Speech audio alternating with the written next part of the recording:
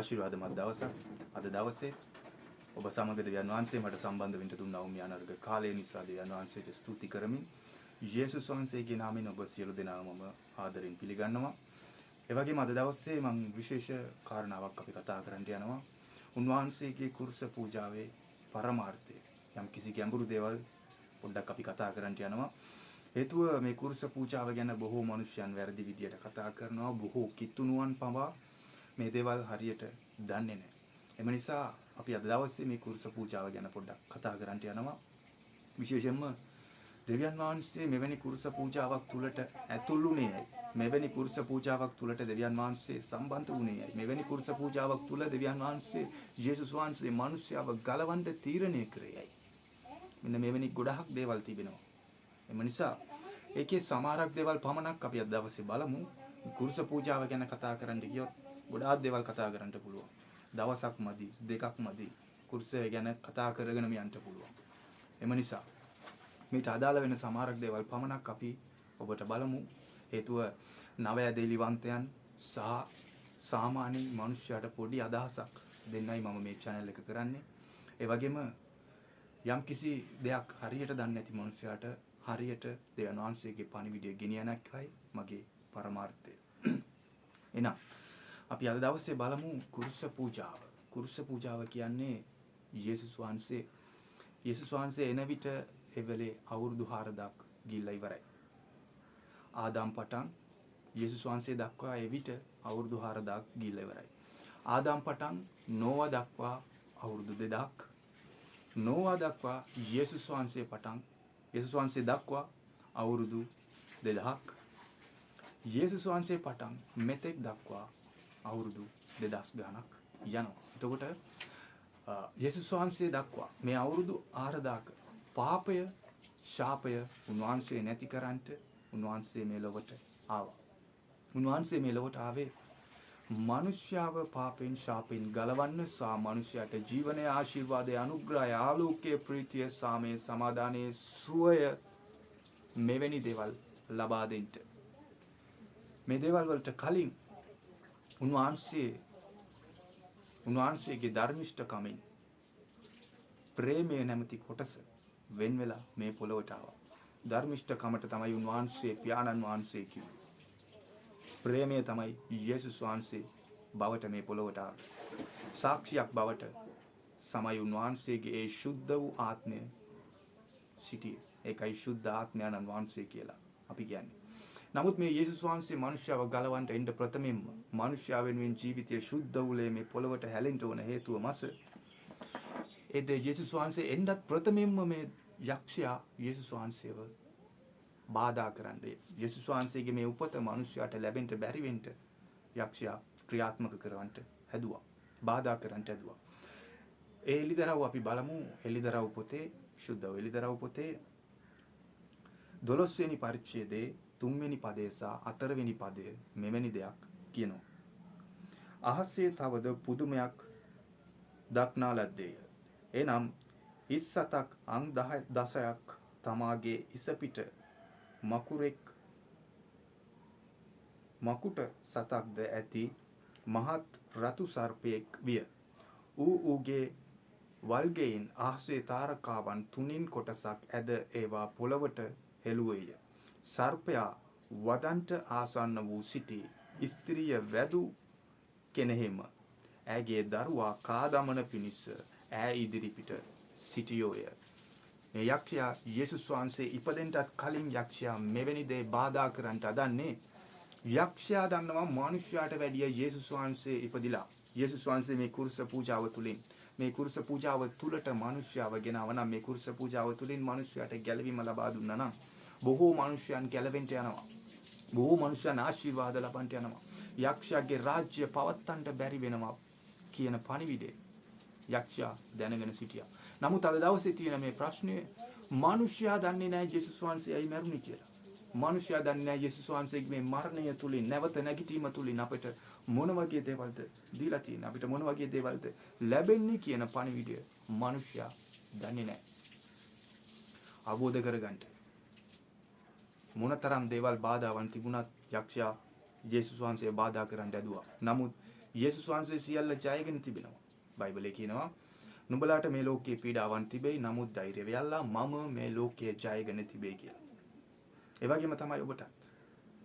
ප්‍රශ්න පීඩා කරදර එනවා. නමුත් ඔබ ධෛර්යමත්ව ශක්තිමත්ව සිටින්න හේතුව උන්වහන්සේගේ කුරුස පූජාව තුලින් ඔබට ජයග්‍රහණය දී තිබෙනවා. ඔබට සුවය දී තිබෙනවා. ඔබට ආලේපය දීලා තියෙනවා. ආධිපත්‍ය දීලා තියෙනවා. අනුග්‍රහය දී තිබෙනවා. එවැනි වචනයක් අපි අද දවසේ බලලා ඊට පස්සේ අපි කුරුසේ යම්කිසි පණිවිඩයක් තවත් කෙටි පණිවිඩයක් ඔබ සමග මම බෙදා ගන්නට යනවා. යෙසායා 53 වෙනි පදයේ 5 වෙනි පදයේ මෙවැනි වචනයක් පවසනවා. නමුත් උන්වහන්සේ තුබාල ලැබුවේ අපේ අපරාධ නිසාය. පොඩි කරනු ලැබුවේ අපගේ අයිතුකම් නිසාය. අපට සමාදානය ගෙන දෙන දඬුවම උන්වහන්සේ පිටට පැමුණුනේය. උන්වහන්සේගේ පහර වලින් අපට සුවය ලැබී තිබේ. උන්වහන්සේ මේ පීඩාවෙන්ද වදවින්ද දුක් විඳ හැම දෙයක්ම අපව ගලවන්ට. මේ දේවල් මිනිස්යන්ට කියද්දි මිනිස්යන්ට අගයක් නැහැ. මිනිස්සු කියනවා එච්චර බලයක් තිබෙන දෙවි කෙනෙක් නම් යේසුස් වහන්සේයි කුරුසියේ පූජා වුණේ. මේක ඔබ හිතන දෙයක් නෙමෙයි. ඔබ හිතන දෙයට වඩා ආත්මික පසුබිමක් තුල ආත්මික අභිරහස් තුල යන දෙවියන් වහන්සේගේ මේ කුරුස පූජාව ඔබට තේරෙන්නේ නැහැ. හැබැයි යේසුස් වහන්සේව පිළිගත්ත මිනිසයාට මේ කුරුස පූජාව ජයග්‍රහණයක්, සුවයක්, ආලෝකයක්, අනුග්‍රහයක්, සමාදානයක්, සතුටක්, ප්‍රීතියක්, ගැලවීමක්, ආශිර්වාදයක් සියල්ල ලබා තියෙන බයිබලයේ තියෙනවා. කුරුසය ප්‍රතික්ෂේප කරන මිනිසයන් නැත්නම් නිඳා කරන මිනිසයන් මෝඩයි කියලා. නමුත් විශ්වාස කරන්නා වූ ගැලවෙන්නා වූ අපිට කුරුසය ජයග්‍රහණයක් කියලා. ලෝකේ මිනිසයන්ට කුරුසය මෝඩකමක්. නමුත් දෙවියන් වහන්සේගේ දරුවන්ට කුරුසය ජයග්‍රහණයක්. ඒ නිසා ඔබ වෙනුවෙන් මරුණා වූ මේ දෙවියන් වහන්සේ ඔබ තදින් අල්ල ගන්නවද? මේ කුරුස පූජාව ඔබ දවසපතා මෙනෙහි කරනවද? මේ කුරුස පූජාව තුළ තිබෙන ඒ අභිරහස ඔබ දන්නවද? යේසුස් වහන්සේ බින්දපු වේදනාවන් ඔබ දන්නවද? යේසුස් වහන්සේට ගාපු යන පාරවල් වල තිබෙන ඒ දිග පළල පරතරේ ඇයි කුරුසිය යන ගැසුවේ? මේ දේවල් ඔබ දන්නවද? එනිසා ආදම් පටන් මේ ක්‍රියාව දෙවියන් වහන්සේ අවසන් කරන්නයි පාපේටයි ශාපේටයි අවසානයේ ගැලවීම සුවය මිදීම දෙන්නයි උන්වහන්සේ කුරුස පූජාවට පත් උනේ. ඒ වගේම යේසුස් වහන්සේ ප්‍රධානම ස්ථාන තුනක තමාගේ ලේ හලනවා. පළවෙනි එක උන්වහන්සේ පළමු කොට දේවස්ථානයේ 8 වෙනි දවසේ චර්මච්ඡේදය වෙලාවේ උන්වහන්සේ කුරුස පූජාව උන්වහන්සේගේ ඒ ලේ හලනවා 8 වෙනි දවසේ. දෙවෙනි එක ගෙත්සෙමන උයනේ උන්වහන්සේ යාඥා කරද්දී උන්වහන්සේගේ දාඩිය තුලින් ලේ බිඳු පිටට එනවා. ඊළඟ තුන්වෙනි පාර කුරුසේ ඇනගසන මොහොතේදී උන්වහන්සේට ලේ එළියට එනවා. පළවෙනි එක මේ දෙවියන් වහන්සේ ලේ පූජාව ගැන අපි කතා කරනවා. ඒ වගේම ඒදෙන් කියන උයනේ තේරුම සතුට. දෙවියන් වහන්සේ මිනිස්යා ආදම් සයව ඒදන් උයනේ මැව්වේ සතුටෙන් සිටින්නේ. සතුටක් තිබුණු ස්ථානයක මැව්වේ. නමුත් මිනිස්යා එක දුක්බරව අවසන් කරගත්තා. යේසුස් වහන්සේ මේ ගමන මේ කුරුස පූජාව දුක්බරව පටන් අරගෙන මිනිස්යාට අද ඔබට මට ගැලවීම සුවය මේ සියල්ල ලබන්න පුළුවන් ප්‍රීතිමත් ක්‍රියාවක් බවට පත් කර තිබෙනවා. මිනිස්යා සතුටින් පටන් අරගෙන දුකෙන් අවසන් කරපු එක යේසුස් වහන්සේ දුකෙන් පටන් අරගෙන අපිට අද දවසේ සතුටින් ඔබ ඉදිරියේ මට මේ කතා කරන්න පුළුවන් වචනයක් ඇටියට ඔබට දී තිබෙනවා. මේ කුරුස පූජාව ඉතා අනර්ගයි, ඉතා විශිෂ්ටයි. ඔබ දන්නේ නැහැ. අද දවසේ ඔබ දැනගන්න මේ දේවල් මෙනෙහි කරන්න. ඒ වගේම දෙවියන් වහන්සේ මවපු සියල්ලට වඩා ඔබ උතුම්. දෙවියන් වහන්සේට ඔබව වටිනවා. දෙවියන් වහන්සේ ඔබට ආදරේ. දෙවියන් වහන්සේ ඔබට සියල්ල දෙන්න බලා සිටිනවා. දෙවියන් වහන්සේ ඔබ සමග කතා කරන්න බලා සිටිනවා. දෙවියන් වහන්සේ ඔබට සියල්ල උන්වහන්සේගේ අභිරහස් උන්වහන්සේගේ දර්ශන පෙන්වන්නට බලා සිටිනවා. ඔබ මේ දේවල් තේරුම් ගන්න. විශේෂයෙන්ම අපි යාඥා කරනවා ඔබ සියලු දෙනා මේ වීඩියෝ එක බලන සියලු දෙනා ගැලවීමට එන පිණිස යේසුස් වහන්සේගේ කුරුස පූජාව තුල සියල්ල හරියාකාරව දැනගන්න පිණිස අපි යාඥා කරේ. ඊළඟ යේසුස් වහන්සේගේ කුරුස පූජාව තුල උන්වහන්සේ පාපයට ශාපයට ගැලවීම ලබා දී තිබෙනවා. විශේෂයෙන්ම අපි යාඥා කරන්නට යනවා මේ අවසානයේ ඔබට සියල්ල හරියාකාරව කරගන්න. ඒ වගේම අපි පළවෙනි පාර මේ යේසුස් වහන්සේ මේ ලේ හලපු ඒ දේවස්ථානයේ ලේ හැලුවේ චර්මච්ඡේදය තුල පරණ givisumට තිබෙනා වූ ඒ පාපයෙන් ශාපයෙන් අවසානයක් කොට ගැලවීම ආවා කියන සංකේතයක් උට තමයි උන්වහන්සේ චර්මච්ඡේදය කරේ. දෙවෙනි පාර ගෙත්සමනේ උයනේ උන්වහන්සේ ලේ හැලුවේ. පළවෙනි පාර ආදම් නැමැති පළවෙනි මිනිසයා ඒවා කියන පළවෙනි ස්ත්‍රිය පාව කරන්නේ ඒදන් උයනේ. ඒදන් උයනේ පටන් ගත්තා වූ ශාපය දෙවියන් වහන්සේ ගෙත්සමනේ උයනේ අවසන් කරනවා. ඒදන් උයනේ මිනිසයා පාප කරපු ගමන් දෙවියන් වහන්සේ ශාප කරනවා නුඹලා දාඩිය හලමින් මේ පොළොවේ දුක් පීඩා විඳිනවයි කියලා. ඒ වගේම ආදාම්ගේ දාඩිය තුලින් මේ ලොවට පාපයේ ශාපය පැමිණුණා. යේසුස් වහන්සේගේ ලේ තුලින් මේ ලොවට ගැලවීම සහ ශාපයෙන් මිදීම අපට ලැබුණා. හිතලා බලන්න කොච්චර අනර්ගද කියලා. ඒ වගේම කුරුස පූජාව තුලින් උන්වහන්සේ යක්ෂයාගේ හිස පොඩි කරා. කුරුස පූජාව තුලින් උන්වහන්සේ ජයග්‍රහණය කරා. උන්වහන්සේ ජයග්‍රහණය කරපු මේ අවස්ථාව ඔබට විශේෂ අවස්ථාවක්. යක්ෂයා නිතරම පීඩා කරනවා, කරදර කරන්න හදනවා. ඌ පෙරදිනවයි කියලා යක්ෂයා දැනගෙනත් අවසානයේ තෙක් ජයග්‍රහණය කරන්න හදනවා.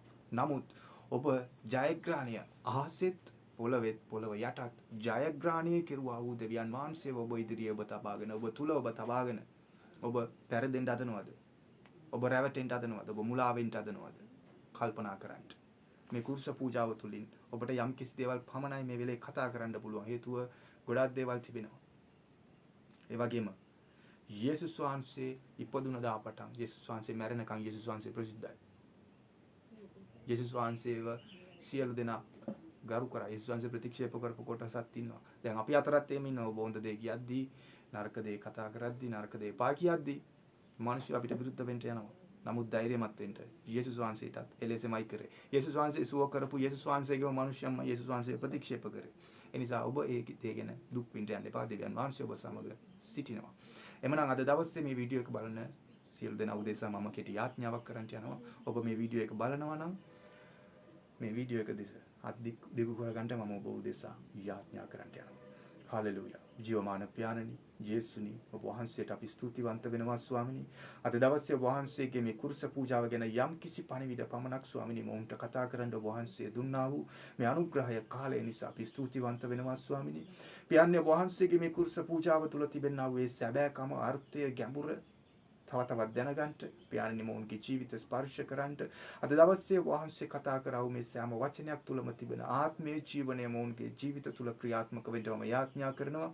මේ ජීවිතවලට විරුද්ධව ස්වාමිනී යක්ෂයා ක්‍රියාත්මක වෙන්නා වූ සියලු මාර්ගවල්, සියලු බාධා දැන් යේසුස් ක්‍රිස්තුස් වහන්සේගේ නාමයෙන් මම තානම් කරමින් තරවටු කරනවා.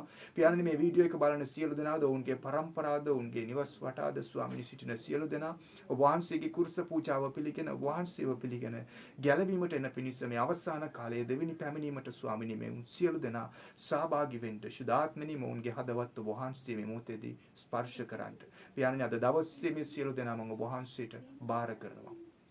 අති උතුම් වූ නාසරේතු යේසුස් ක්‍රිස්තුස් වහන්සේගේ බලවන්ත වූ නාමයෙන්. ආමේන්, ආමේන්, ආමේන්. එමනම් මිළඟ වීඩියෝ එකේ ඔබ හමු වෙන තෙක් ඔබගෙන් මම සමුගන්නවා. සියලු දෙනාට ආශිර්වාදමත් දවසක්.